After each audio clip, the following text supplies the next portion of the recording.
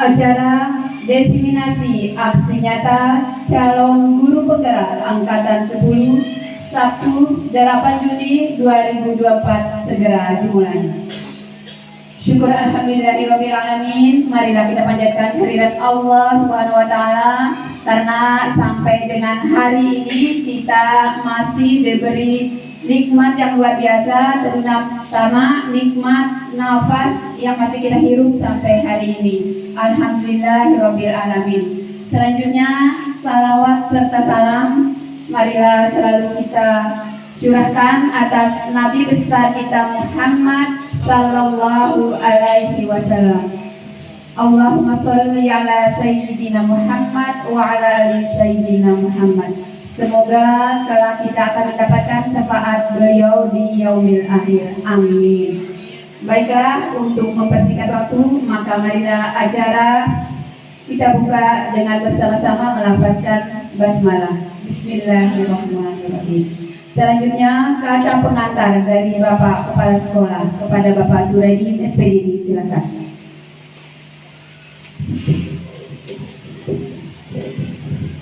Terima kasih. Assalamualaikum warahmatullahi wabarakatuh. Yang saya banggakan ketiga CGP kita yang hebat, pintar di samping saya ini, yaitu Pak Diko, Ibu Maisara, dan Ibu Nani, Bapak Ibu guru, rekan-rekan pendidik dan tenaga pendidikan. Marilah kita bersyukur dan selalu bersyukur kepada Allah Subhanahu wa taala dan atas limpahan rahmat dan karunia-Nya. Alhamdulillah, pagi hari ini kita dapat melaksanakan diseminasi aksi nyata guru penggerak angkatan ke-10 pada tahun ini. Alhamdulillah teman kita ini 3 orang, insya Allah menyusul 1, 2, 3 orang di tahun-tahun berikutnya. Jadi kebanggaan SDN 1, terutama saya selaku pribadi kepala sekolah sangat bersyukur satu-satunya SD di Kecamatan Jero yang selalu menelurkan guru-guru hebat, dan insya Allah kedepannya bertiga, berempat dengan Ibu Dian termasuk Ibu Wahyu akan menjadi pemimpin. Nah, pada saat mereka akan menjadi pemimpin, satu saja yang saya pesankan kepada Bapak Ibu guru yang sudah lulus atau yang sedang mengikuti guru penggerak, silakan berbuat adil saja. Kemudian lakukan kebersamaan dengan Bapak dan Ibu guru. Kalau saya ini sebentar lagi kita pensiun dengan Ibu dan ini. Jadi sekali lagi selamat kepada Ibu Maisara, Pak Diko, Ibu Nani, kemudian Ibu Wahyu yang sebentar lagi akan mengikuti kegiatan seperti ini. Dan alhamdulillah Ibu Dian ini yang terbaik yang bisa mengarahkan teman-teman bagaimana menghadapi kegiatan-kegiatan pembelajaran selanjutnya. Jadi sekali lagi Bapak dan Ibu, mari kita ikuti kegiatan Bapak dan Ibu guru ini karena kita juga akan menghadapi hal yang seperti ini. Jadi kita berikan support, kita berikan semangat kepada mereka. Termasuk saya ini kan kalau tidak ada Ibu Nani dengan Ibu Nurani mungkin hanya berjalan pincang. Jadi sekali lagi mohon maaf nantinya Ibu Maisara, Pak Diko, Ibu Nani, saya tidak bisa berlama-lama. Sudah ada telepon ini dari istri yang betul-betul setia setiap hari, setiap malam. Bukan istri sampingan di sekolah sebelah sana. Jadi terima kasih, ada ucapan selamat ulang tahun bilang Ibu Posewati. Sebenarnya saya tak pernah pikir betul saya lahir tanggal 8 itu. Jadi terima kasih atas ulang tahunnya. Ibu Lina nanti pesan saja Pak Su ya. Pesan saja ya. Saya mohon maaf Ibu Maisara, Ibu Nani, Pak Diko, Pak Jo, mohon maaf saya tidak bisa ikuti seterusnya. Mungkin ini yang bisa saya sampaikan. Terima kasih. Assalamualaikum warahmatullahi wabarakatuh.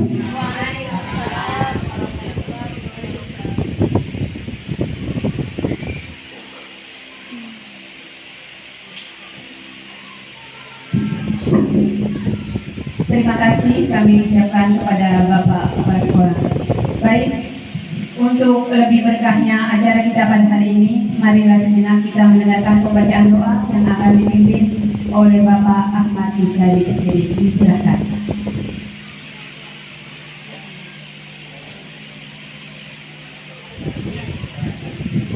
Assalamualaikum warahmatullahi wabarakatuh. Untuk lebih berkahnya, marilah kita sama-sama berdoa demi kelancaran apa yang akan dikerjakan, semoga menjadi amal ibadah kita berat dan bermanfaat bagi kita semua. Marilah kita sama-sama berdoa dengan membaca Al-Fatihah.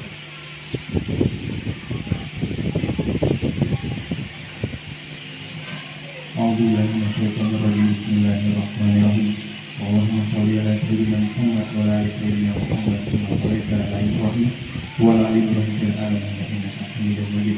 Allahumma inna nas'aluka salamatan fid din wa afiatan fil jasad wa ziyadatan fil ilmi wa barakatan fil rizqi wa tawbatan qabla al-maut wa rahmatan inda al-maut wa maghfiratan ba'da al-maut. Allahumma salli alaina fi sakaratil maut wa najatan minan nar wal aflah.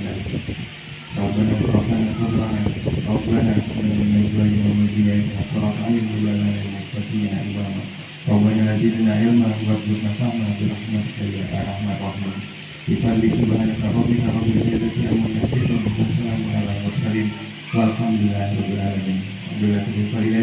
Wassalamualaikum warahmatullahi wabarakatuh.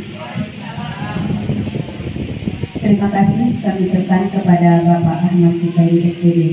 Baik, untuk selanjutnya acara diistirahatkan sejenak.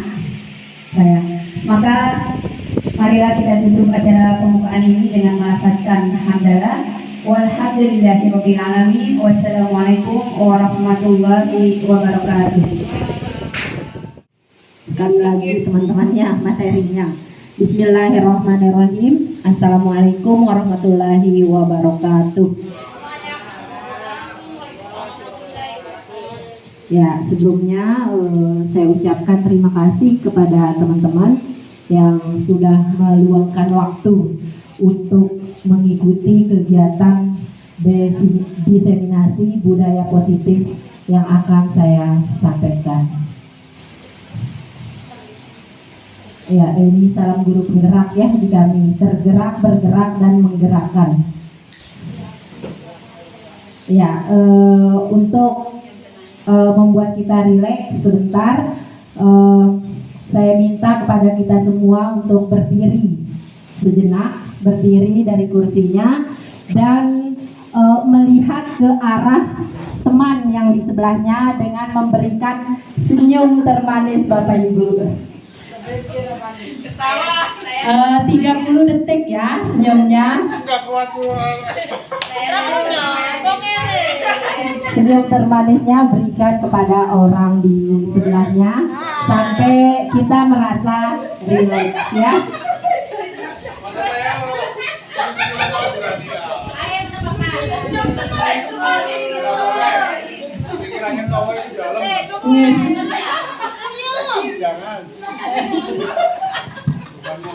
Iya, baik. Terima kasih ya. Silakan duduk ya, Bapak Ibu ya.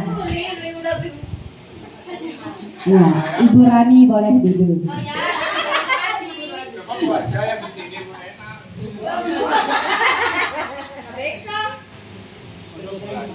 Ya, kita lanjut ya. Kesepakatan forum diseminasi kita pada siang hari ini, yang pertama menghargai siapapun, kemudian yang kedua menjadi pendengar yang baik, ketiga berbicara sopan, keempat ada lagi yang mau tambahkan Bapak Ibu, apa yang akan menjadi kesepakatan kita selama mengikuti kegiatan ini? HP mode senyap. Oh iya, HP di silent ya. Kemudian semua berhak berpendapat ya. Ya. Ya, jadi adapun materi yang akan saya sampaikan di sini adalah kaitannya dengan budaya positif yang kami pelajari pada program pendidikan guru penggerak ini di modul 1.4. Nah, budaya positif itu sendiri ada 6 di sini ya. Konsep inti untuk menerapkan budaya positif ada 6 yang harus kita ketahui. Yang pertama itu disiplin positif, yang kedua motivasi perilaku manusia, yang ketiga keyakinan sekolah atau kelas, yang keempat kebutuhan dasar manusia, yang kelima posisi kontrol restitusi, dan yang terakhir adalah segitiga restitusi. Nah, seperti yang kita tahu di situ ada kata budaya ya. Kalau kita mendengar kata budaya, kira-kira apa yang terlintas di pikiran kita? Kebiasaan, betul. Apalagi Bapak Ibu? Kata budaya, ritual. Ada lagi? Oh, adat istiadat ya. Budaya, nilai-nilai, kebiasaan. Iya, nilai-nilai. Ya, betul sekali seperti apa yang disampaikan teman-teman. Ada adat istiadat, ritual, kemudian kebiasaan. Betul. Jadi budaya itu bukan sesuatu yang baru kita laksanakan disebut budaya, tidak. Sesuatu yang sudah kita laksanakan terus-menerus menjadi kebiasaan dan akhirnya terbentuk sebuah budaya. Seperti kata Ibu tadi bahwa adat istiadat termasuk budaya, betul. Itu adalah karena sudah dilakukan secara turun-temurun, makanya disebut dengan budaya.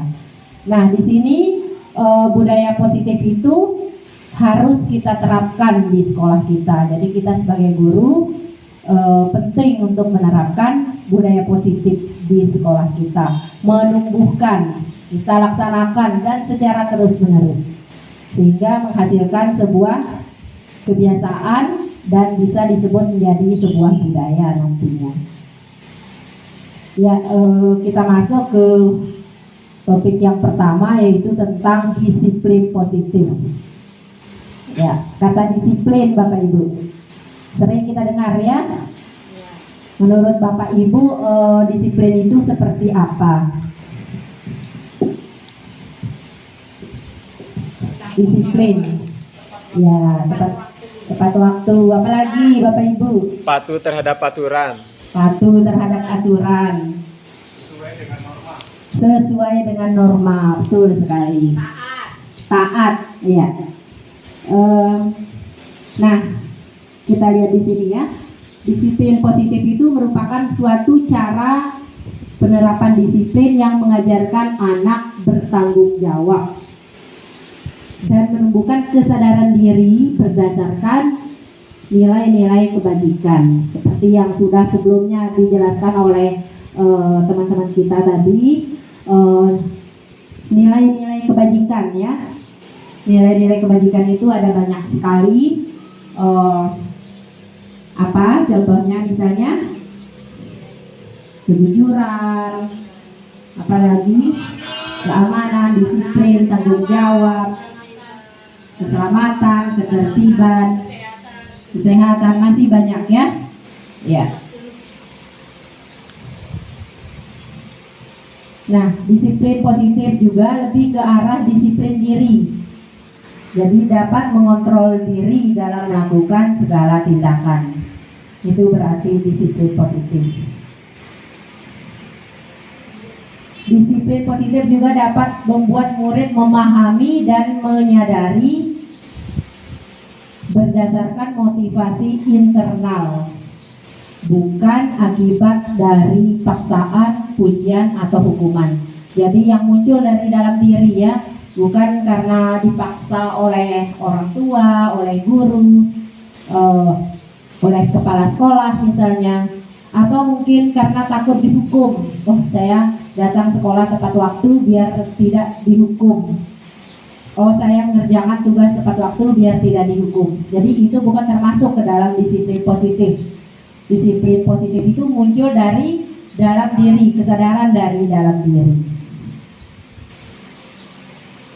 Ya, muara dari disiplin positif itu tentu untuk menumbuhkan profil pelajar Pancasila ke dalam di dalam diri murid-murid di sekolah kita.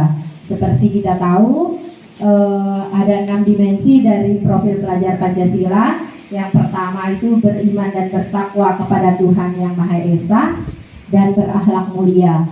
Yang di sini mencakup juga akhlak kita kepada alam, akhlak kepada teman juga termasuk di sini ya.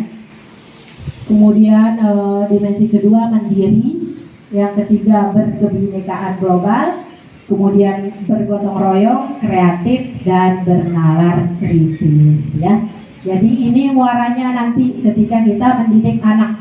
Jadi ini yang harus kita tumbuhkan, profil pelajar Pancasila.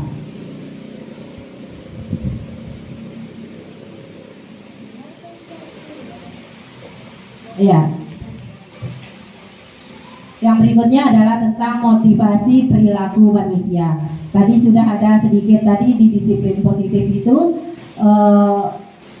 sesuatu yang muncul dari dalam diri, kesadaran diri. Nah, itu ada kaitannya dengan motivasi. Sama seperti kita datang ke sekolah, kita punya motivasi masing-masing. Kalau boleh tahu, Pak, motivasinya datang ke sekolah tepat waktu misalnya, agar apa? Ya, berusaha datang ke sekolah tepat waktu misalnya, untuk apa? Terhindar dari rasa malu. Terhindar dari rasa malu. Yang lain mungkin apa? Ya, Ibu Triwahyu. Ketinggalan proses pelajaran atau tidak ketinggalan kegiatan di sekolah. Tidak ketinggalan kegiatan di sekolah. Ya, kemudian Ibu Maisara. Di siang saya itu tidak dipotong. Oh ya, biar tidak dipotong ya tunjangannya ya, karena absen dengan siau, betul. Ini yang merek 11 ini belum, apa motivasi datang ke sekolah tepat waktu? Biar tidak diikuti oleh anak-anak. Ibu Linda apa? Motivasi tepat waktu dan disiplin biar daripada Biar tidak dimarahin oleh kepala sekolah ya. Jadi punya motivasi masing-masing ya. Ya, tidak salah Bapak Ibu ya. Semua tindakan yang kita lakukan pasti ada motivasi di balik tindakan yang kita lakukan tersebut ya. Entah itu motivasi takut dihukum, kemudian ingin mendapat penghargaan, ataupun mungkin karena kita ingin menghargai diri kita sendiri. Nah, motivasi itu dikelompokkan ke dalam 3 motivasi perilaku manusia. Yang pertama untuk menghindari ketidaknyamanan atau hukuman. Betul, itu salah satu motivasi ya. Kemudian yang kedua untuk mendapatkan imbalan atau penghargaan dari orang lain. Ya, takut dipotong tunjangan ya. Kemudian yang ketiga untuk menjadi orang yang mereka inginkan dan menghargai diri sendiri dengan nilai-nilai yang mereka percaya. Nah, yang ketiga itu adalah motivasi yang berasal dari dalam diri. Yang pertama dan kedua itu motivasi yang berasal dari luar diri kita. Menurut Bapak Ibu yang mana yang paling bagus? Yang ketiga ya, motivasi yang timbul dari dalam diri kita sendiri karena atas kesadaran, bukan karena mengharapkan dipuji oleh bos, dipuji oleh guru atau mendapatkan hadiah ya. Oh ya, malu Pak ya, berarti menghargai diri sendiri ya. Malu sama siapa dulu? sama teman.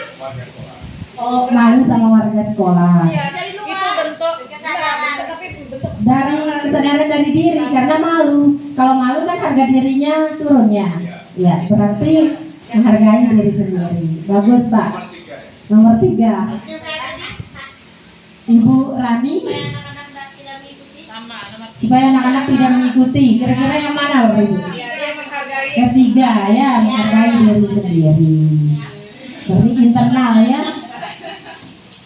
Sesuatu yang datang dari dalam itu yang bagus ya. Yang karena pengaruh luar seperti misalnya takut dimarahin bos, masih motivasi eksternal ya, eksternal yang Kalau dari luar. bos bisa terlambat. Kalau nggak ada bos, Bulin bisa terlambat. Mumpung jual sekolahnya bos. Ya. Kemudian yang berikutnya adalah keyakinan sekolah atau kelas ya. Nah, keyakinan sekolah ada kata yakin di situ ya. Nah, seperti tadi sudah dibahas panjang lebar oleh Pak Digo bahwa yakin itu adalah sesuatu yang ada di dalam diri, nggak bisa, bukan sesuatu yang harus kamu yakin apa. Walaupun dalam konsep ini yang kita pelajari itu ada keyakinan kelas, keyakinan sekolah, konsepnya ya seperti itu. Tapi dalam interpretasi tiap kita itu mungkin kadang ada sedikit perbedaan, yaitu hal yang wajar ya. Jadi keyakinan itu adalah sesuatu yang kita yakini ya. Apa saja yang kita yakini, kembali ke poin yang sebelumnya tadi adalah nilai-nilai kebajikan. Nilai-nilai kebajikan itu berlaku secara umum, universal. Jadi tidak memandang dia itu dari suku mana, daerahnya mana, agamanya apa, tapi berlaku secara universal. Ya, guru berperan dalam mewujudkan terbentuknya keyakinan sekolah atau kelas dengan adanya kesepakatan antara guru dan murid.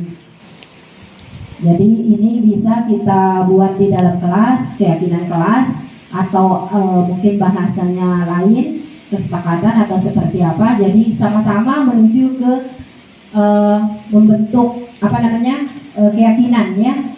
Jadi nilai-nilai apa yang akan kita yakini dan kita terapkan, sepakat untuk terapkan di dalam kelas kita atau di sekolah kita.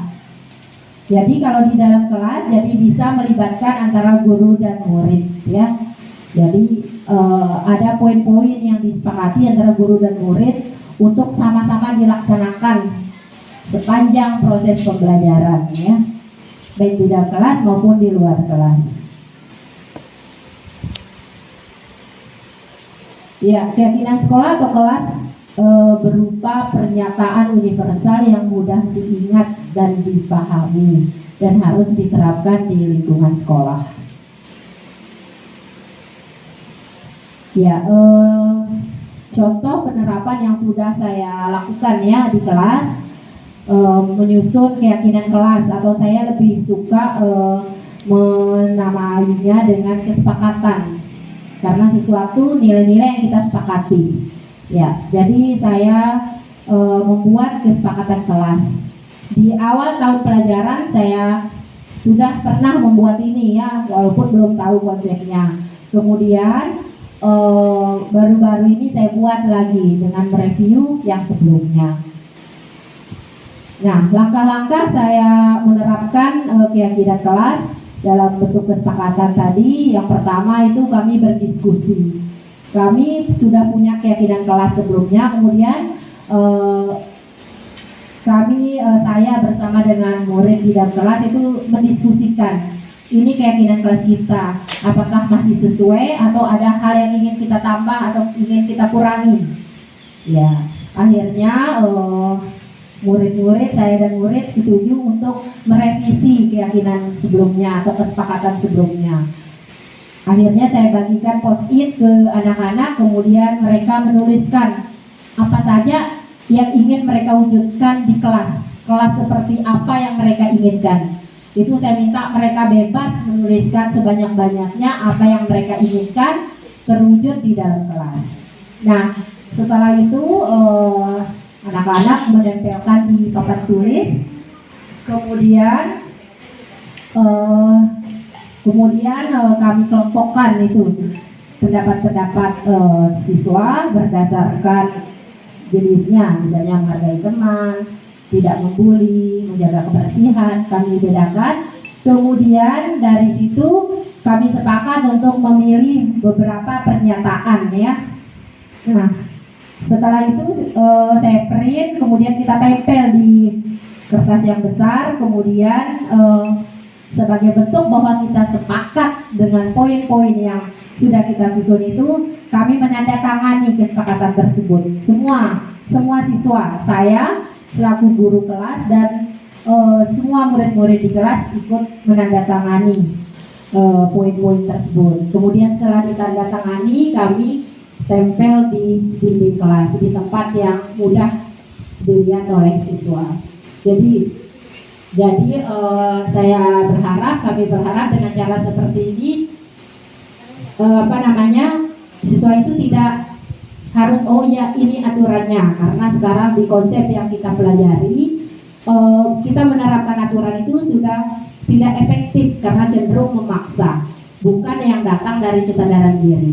Ketika anak-anak menyusun kesepakatan kelas ini, jadi ada keterlibatan mereka di situ, sehingga mereka merasa ikut bertanggung jawab untuk melaksanakan apa yang sudah disepakati. Jadi seperti itu ya. Ya, sudah 3 ya kita lewati tadi materinya. Sekarang mungkin kita meregangkan otot-otot kita sedikit. Ibu Husna,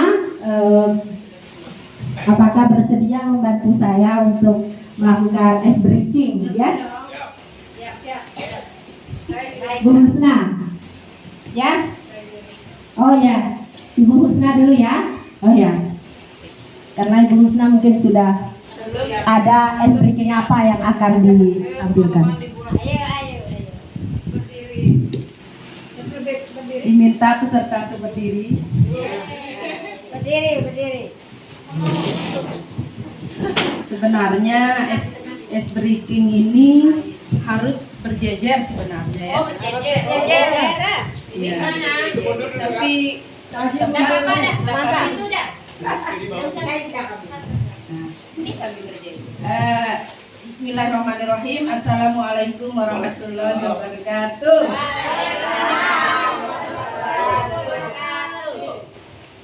Terima kasih. Sebenarnya ice breaking ini harus pemateri ya, tidak apa-apa. Kalau saya bilang halo ya, berarti dijawab hai. Halo. Hai. Itu satu. Kalau saya bilang 1, 2. Enggak teman yang di kanan. Hey, bilang itu ya. 1. Hey. 1. Hey. Kedua, kalau saya bilang 2, bilang asik-asik. Ya. 2. Asik-asik. 2. Asik-asik. Yang ketiga, kalau saya bilang 3, ya, bilang itu ya. Bagi temannya.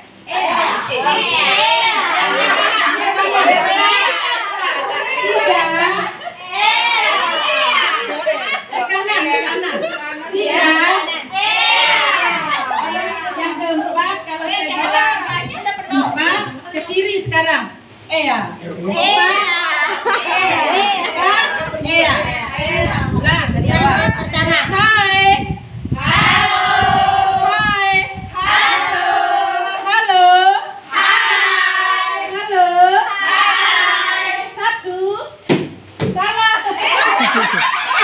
Konsentrasi. Hai. 1. Hey. 1. Hey. 2. Hey. 2. Hey. 2. Hey. 3.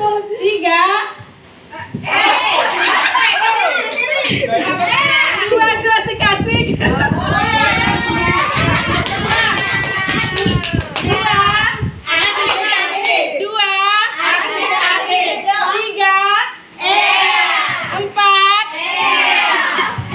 Ulang dari awal. Halo. Hai. 1. Hey. 2. Asik. 3.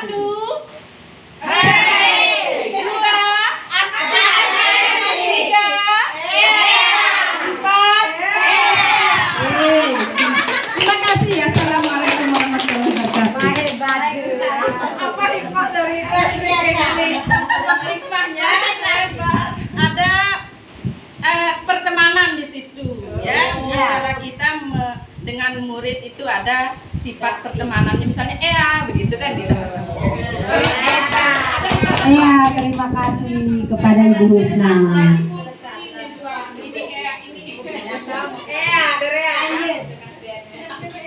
Ya, tadi speakingnya asik sekali ya dari Ibu Husna. Jadi tepuk tangan untuk Ibu Husna. Terima kasih. Ada filosofi speaking itu untuk mengakrabkan antar teman ya. Ya, kita lanjut Bapak Ibu ya. Ya, ini kebutuhan dasar manusia ya.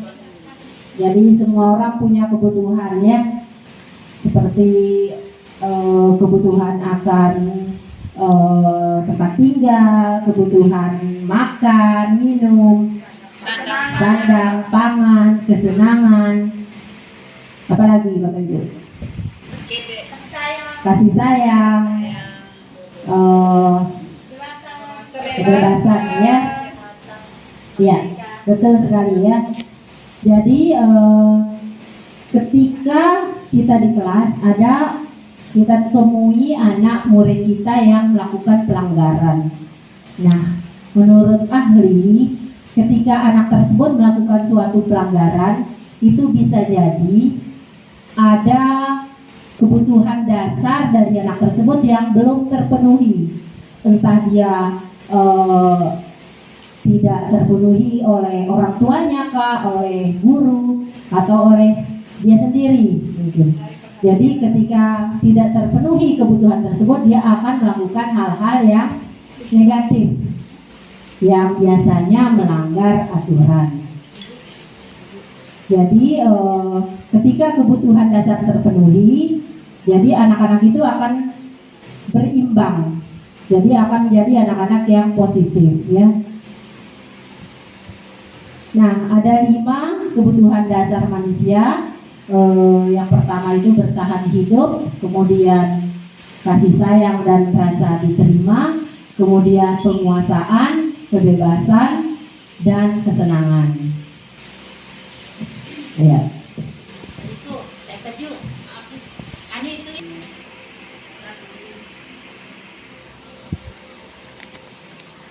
Jadi itu tadi Bapak Ibu ya, ada 5 kebutuhan dasar. Jadi ketika kebutuhan dasar ini tidak terpenuhi, anak-anak itu cenderung akan melakukan atau mencari pemenuhan yang lain. Ketika salah satunya tidak dipenuhi. Jadi kita sebagai orang tua, sebagai guru, kita berusaha apa yang menjadi hak anak itu kita penuhi agar kebutuhan dasar mereka itu terpenuhi. Ya, contoh studi kasusnya. Ibu Linda, Ibu Yasa, saya minta untuk membaca ya.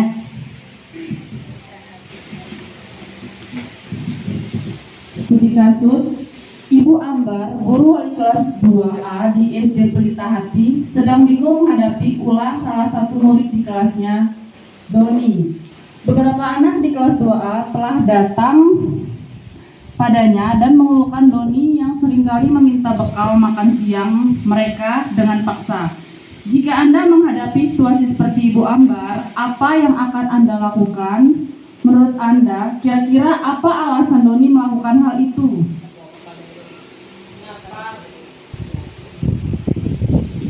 Ya, ini kasus Ibu Ambar ya. Mungkin kasus ini sering kita temui di kelas-kelas kita ya, Bapak Ibu ya.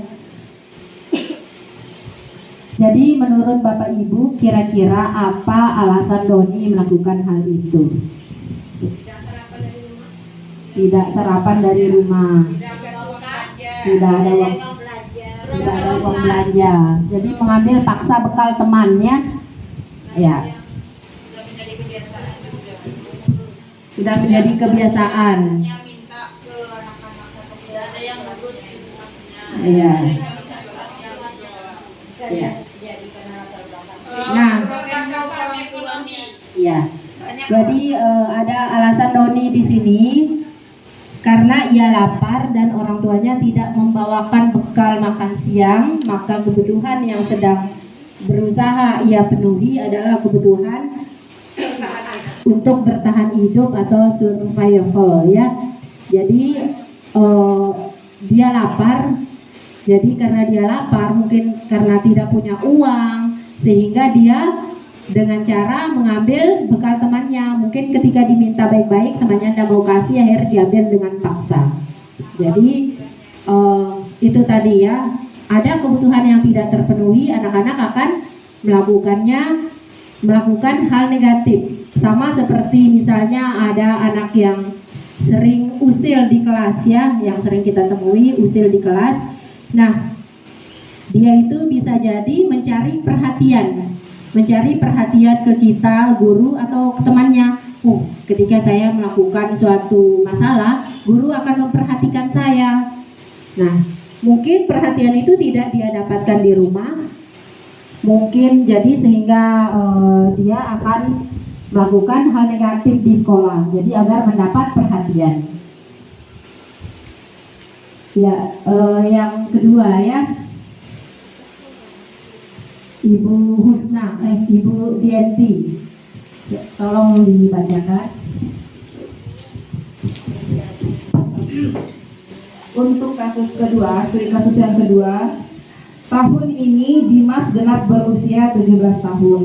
Ia senang sekali ketika ayahnya mulai mengajarkan cara menyetir mobil. Setiap akhir pekan ia berlatih menyetir.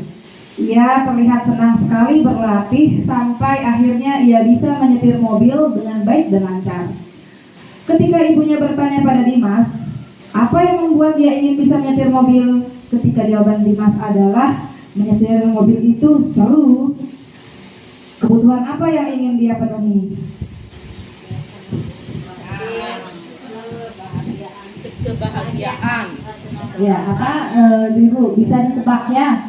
Berarti kebutuhan akan kesenangan ya.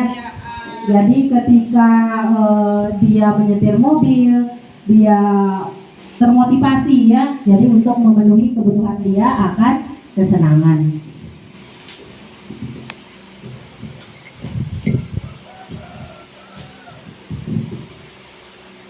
Ya, dari kasus tersebut Dimas merasa senang karena diajar menyetir mobil oleh ayahnya ya. Itu tadi ya.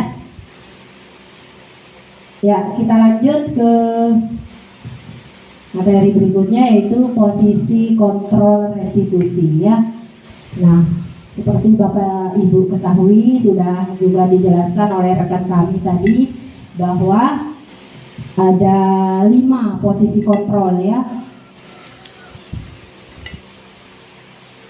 Ya, 5 posisi kontrol itu adalah guru sebagai penghukum, kemudian pembuat merasa bersalah, kemudian sebagai teman, sebagai pemantau, dan sebagai manajer ya.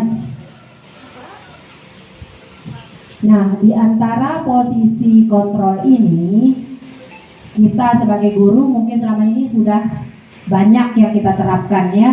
Mungkin sebagai penghukum, Bapak Ibu mungkin pernah ya, sebagai penghukum, kemudian pembuat merasa bersalah, kemudian sebagai teman, sebagai pemantau, dan sebagai manajer. Itu semua dalam keseharian mungkin hampir semua pernah kita lakukan, terapkan.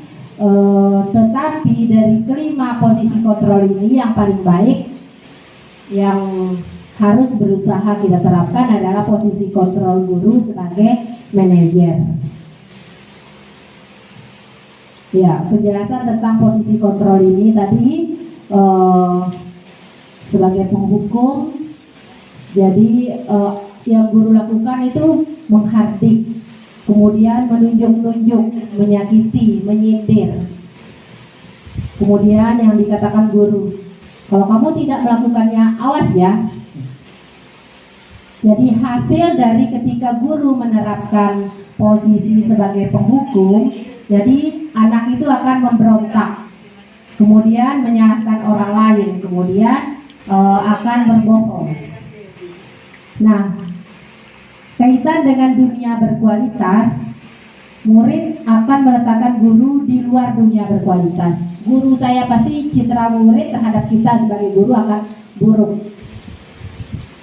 Kemudian dampak pada murid adalah dia tidak sadar ya, tetapi akan mengulangi perbuatannya tersebut. Kemudian yang posisi yang kedua, yaitu guru membuat rasa bersalah ya, membuat merasa bersalah. Jadi ada ceramah dari guru ya, jadi tidak seperti penghukum tadi. Tapi kalau nada sebagai guru sebagai penghukum itu dengan nada tinggi, tetapi kalau yang ini nadanya itu rendah, tetapi ada kata-kata yang membuat anak itu merasa, oh saya ini salah di sini. Ya, kalimat yang akan dikatakan guru pada posisi kontrol ini kurang lebih seperti ini ya. Kamu seharusnya, oh ya, ibu kecewa sama kamu. Harusnya kamu seperti ini. Nah, itu anak merasa bahwa saya sudah jadi orang yang gagal di situ. Kemudian hasilnya adalah anak itu akan menyembunyikan, menyangkal atau berbohong. Jadi menghasilkan tindakan yang tidak positif ya. Kemudian kaitan dengan dunia berkualitas, murid akan meletakkan guru di dalam dunia berkualitas. Dia menjadi orang yang merasa diri gagal, salah, gurunya saja yang benar.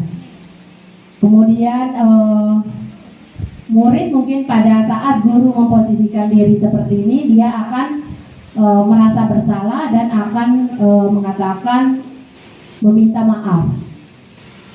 Kemudian hasilnya dampak pada murid adalah murid menjadi rendah diri. Kemudian posisi yang ketiga adalah sebagai teman ya. Nah, di sini ketika sebagai teman, guru itu akan mengatakan bahwa kepada murid, ayolah lakukan ini demi ibu, demi ibu. Ada kata-kata seperti itu. Ayolah nanti ibu yang akan bantu. Akibatnya ketika posisi teman ini diterapkan, anak itu menjadi tidak mandiri, akan bergantung kepada guru. Karena selama ini selalu, oh iya, saya lakukan ini demi ibu guru. Saya datang ke sekolah, saya kerja PR ini agar ibu senang. Atau di rumah mungkin anak kita, oh saya nyapu biar ibu saya tidak marah, begitu ya. Nah, kemudian hasil ya dalam dunia berkualitas, murid akan ketergantungan di sini tadi ya. Kemudian dampak pada murid itu akan lemah, tidak mandiri dan bergantung kepada kita. Kemudian yang posisi berikutnya adalah pemantau. Dalam posisi ini guru itu selalu mengaitkan perilaku atau pelanggaran murid itu dengan aturan yang ada di sekolah. Ya, misalnya ketika murid melakukan pelanggaran, dia akan mengembalikan kepada anak apa peraturannya di sekolah kita, bahwa misalnya ada anak yang terlambat, dia harus hadir tepat waktu dan lain sebagainya. Jadi ketika guru di posisi pemantau ini selalu berpatokan dengan aturan-aturan yang ada di sekolah. Kemudian dampak pada murid di sini memberatkan pada sanksi atau hadiah untuk dirinya. Jadi ada sanksi ketika dia melanggar, kemudian ketika dia patuh, ada hadiah yang akan diberikan guru. Kemudian posisi yang terakhir adalah sebagai manajer tadi. Ini yang posisi yang paling diinginkan ya, untuk membentuk disiplin positif, kesadaran diri anak. Jadi di situ ketika kita menempatkan diri sebagai posisi kontrol sebagai manajer, kita akan mengajukan pertanyaan-pertanyaan pada anak. Apa yang kau yakini, kemudian apa yang bisa kau kerjakan untuk memperbaiki hal ini ketika dia melakukan suatu kesalahan. Jadi dalam bentuk dialog. Jadi guru akan berdialog dengan murid untuk dia menemukan sendiri solusi dari permasalahan yang dia lakukan. Jadi bukan disuruh oleh guru, kamu harus ini. Nah, tidak ya. Nah, di sini dampak pada murid itu adalah murid akan mengevaluasi diri, bagaimana cara memperbaiki diri. Ya, posisi kontrol restitusi yang kelima ini adalah kita menempatkan diri sebagai manajer, di mana tadi kita mengajak berdialog ya. Nah, ketika kita mengajak berdialog, tentu yang pertama kita lakukan adalah menanyakan alasan, kemudian kita akan mengatakan bahwa ketika seseorang berbuat kesalahan itu adalah hal yang wajar. Nah, ketika kita mengucapkan hal ini, anak akan merasa bahwa oh, bukan saya sendiri orang yang bersalah di dunia ini. Bahkan guru saya mungkin ketika guru mengatakan ibu juga pernah ketika sekolah dulu melakukan pelanggaran atau kesalahan. Dia merasa bahwa anak itu citra dirinya bahwa dia bukan anak yang gagal ya, bukan anak yang gagal, bukan anak yang satu-satunya orang yang bersalah. Jadi dia tidak menjadi rendah diri di situ. Nah, ketika kita menerapkan posisi manajer itu dalam materi ini, kaitannya erat dengan tahapan dalam segitiga restitusi. Jadi posisi kontrol guru di sini adalah sebagai manajer. Nah, apa itu segitiga restitusi? Jadi langkah-langkah yang dilakukan guru ya, yang ketika dituliskan dalam bentuk segitiga seperti ini, makanya dinamakan segitiga restitusi. Jadi tiap sisi segitiga itu, yang pertama itu menstabilkan identitas, kemudian validasi tindakan yang salah, kemudian menanyakan keyakinan. Nah, ketika pertama anak-anak itu melakukan kesalahan, kita guru akan mengatakan, semua orang pernah melakukan kesalahan. Jadi ketika ada kalimat seperti itu, anak merasa, oh saya bukan satu-satunya orang yang pernah berbuat salah. Ternyata orang lain juga pernah melakukan kesalahan. Jadi identitas dirinya, dia merasa bukan anak yang gagal, tetapi dia akan berusaha mencari sendiri, oh berarti saya salah. Akan tumbuh kesadaran diri di dalam diri anak ya. Ya. Di sini yang sudah saya praktekkan menstabilkan identitas, langkah restitusi itu yang pertama tadi menstabilkan identitas, yang sudah berusaha saya terapkan di kelas. Nah, di sini saya mengajak anak berdialog tadi ya.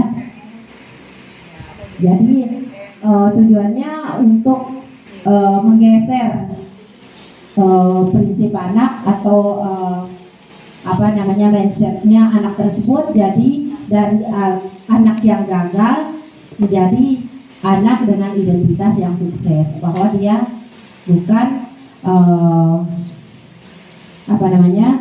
bukan satu-satunya yang melakukan kesalahan ya. Kemudian yang kedua dari langkah segitiga restitusi adalah menstabilkan identitas. Nah, di situ berbuat salah itu hal yang manusiawi, kemudian tidak ada manusia yang sempurna, kemudian kita bisa menyelesaikan permasalahan ini, atau kita akan mengatakan ibu tidak tertarik untuk mencari tahu siapa yang salah, tetapi bapak ibu guru tertarik untuk menyelesaikan masalah ini.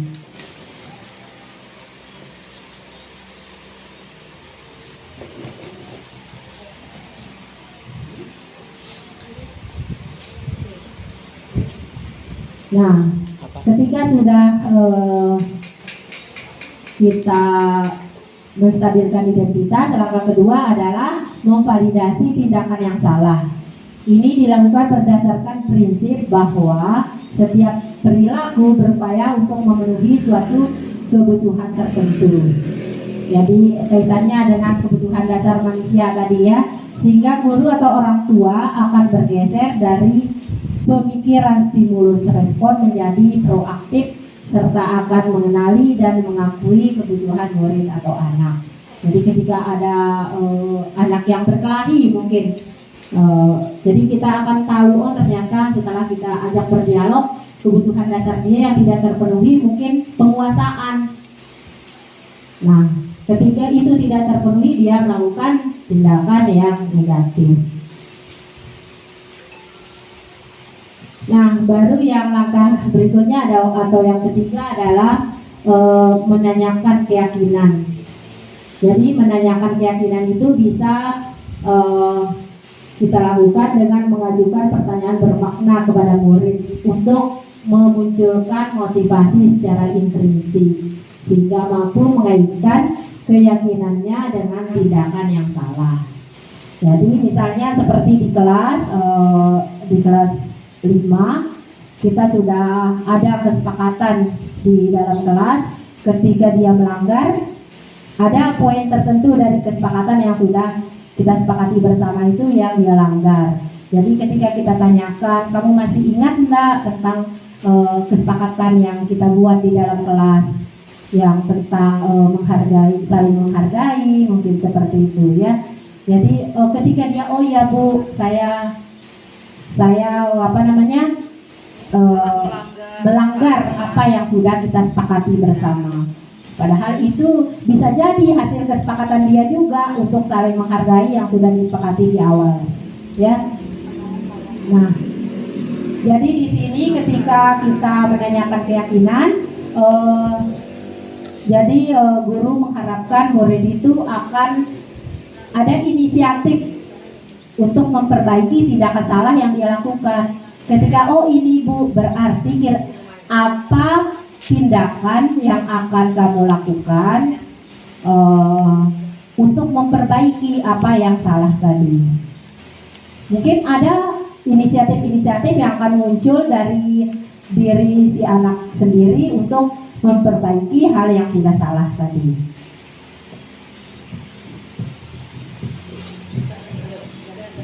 Ya, sampai di sini Bapak Ibu ya cukup jelas ya.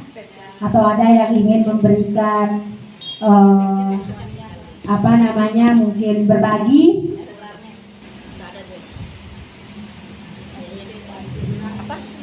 Ada yang ingin membagikan pengalaman agar di sini yang lain juga mungkin bisa mendengarkan pengalaman dari kita dalam menerapkan segitiga restitusi ini. Baik, terima kasih atas penjelasannya Ibu CGP, hebat. Sedikit di sini Bu yang menjadi pertanyaan atau mungkin lebihnya kita sama-sama sharing. Restitusi ini sebenarnya dengan tidak sadar kita sudah lakukan, cuma tidak tahu istilahnya kalau itu restitusi. Pertanyaan saya di sini Bu, apakah restitusi ini bisa kita terapkan di kelas rekan yang belum menerapkan yang namanya keyakinan kelas, seperti itu? Bisa nggak ada terapkan? Misalkan ketika ada anak yang terlibat konflik atau perkelahian, begitu dengan kita kan mengajak untuk menyadarkan kembali dengan restitusi tadi, apakah bisa kita terapkan di kelas yang belum mungkin menerapkan keyakinan kelas, begitu? Belum membuat. Saja Bu, makasih. Ya, bagus sekali ya. Ada mungkin di antara rekan-rekan yang bisa memberikan pandangannya terkait pertanyaan yang dilontarkan oleh Ibu Dianti tadi. Ya. Baik, terima kasih. Seperti apa yang disampaikan oleh Bu Dian itu, apakah restitusi ini bisa diterapkan pada kelas yang tidak membuat keyakinan kelas ya? Pada dasarnya kan konsepnya kan kita sudah tahu bahwa kegiatan restitusi ini sudah kita lakukan.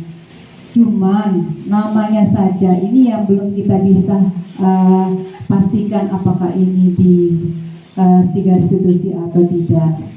Jadi Bapak-Bapak Ibu, Kalau saya pribadi bisa diterapkan walaupun secaranya kita belum melakukan membuat keyakinan kelas. Menurut saya benar. Ya, terima kasih kepada Ibu Maisarah. Ada lagi mungkin pendapat dari teman-teman yang lain? Ibu Rani atau Bapak Diko Yunanta? Ya, seperti yang sudah disampaikan oleh Ibu Maisarah, bisa diterapkan, tetapi mengacu ke nilai-nilai kebajikan, berarti ya nilai-nilai kebajikan universal. Mungkin kalau menurut saya akan lebih baik ya ketika di awal guru kelas itu membuat kesepakatan atau keyakinan kelas ya di kelasnya masing-masing, sehingga anak-anak itu terlibat dan tahu, oh ini adalah sesuatu nilai-nilai yang harus kita yakini, atau ini poin-poin yang harus kesepakatan yang harus kita jalankan di kelas, yang harus kita aplikasikan setiap hari untuk menciptakan kelas yang ideal menurut kelas tersebut. Jadi mungkin itu menurut saya ya Bu Dianti. Ya. Kalau dalam pengalamannya Bu Dianti bagaimana?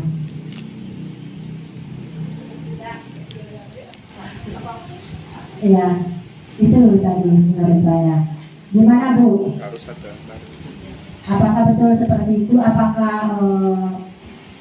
ada tanggapan atau tanggapan lagi dari Ibu Dianti?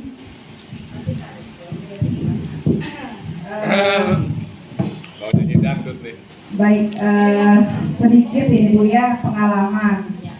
Untuk segitiga restitusi ini sudah pernah saya coba terapkan khususnya di kelas saya, karena di kelas saya itu sudah sama-sama membuat keyakinan kelas seperti itu di awal tahun. Nah, ketika ada terjadi sebuah konflik atau perkelahian anak murid, tapi di bukan kelas saya, siswanya di kelas lain, dan saya mencoba untuk menerapkan restitusi itu agak kesulitan seperti itu. Karena apa? Karena dari awal itu dia tidak tahu keyakinan kelas mana yang harus diingat, disepakati seperti itu. Jadinya kalau untuk kita terapkan restitusi pure seperti yang sudah paparkan tadi, mungkin anak-anak itu kebingungan. Solusinya saat itu saya menerapkan ya secara konvensional saja gitu. Solusi yang ya secara konvensional, bukan dari menumbuhkan kesadaran dari siswa itu tentang keyakinan kelas seperti itu. Jadi agak kesulitan sih memang ketika keyakinan kelas itu belum sama-sama terbentuk begitu. Itu saja Bu, terima kasih. Kalau saya ya. Terima kasih Ibu Dianti atas sharingnya pengalaman yang sudah dilakukan dalam menerapkan segitiga restitusi. Ya, baik Bapak Ibu, ini sudah di materi terakhir ya. Nah, jadi itu tadi yang sudah saya bagikan kepada rekan-rekan hasil belajar kami di modul 1.4 di program Guru Penggerak ini. Semoga teman-teman mengikuti kegiatan ini ada manfaatnya bagi teman-teman semua, dan bisa diterapkan di kelas teman-teman atau di lingkungan sekolah kita ya pada umumnya. Terima kasih teman-teman semua atas waktunya. Kalau ada lagi yang ingin memberikan menanggapi apa yang sudah kami sampaikan, atau mungkin kita berdiskusi, masih ada lagi yang di belakang, mungkin Ibu Rabiati, Ibu Fauziawati, ya, tidak ada teman-teman ya. Ya, kalau tidak ada cukup jelas, kita juga bisa diskusi nanti ya terkait apa yang sudah kami sampaikan. Jadi akhir kata, terima kasih atas waktu teman-teman semua. Mohon maaf jika ada salah-salah kata. Saya akhiri dengan mengucapkan alhamdulillahirabbil alamin. Wassalamualaikum warahmatullahi wabarakatuh.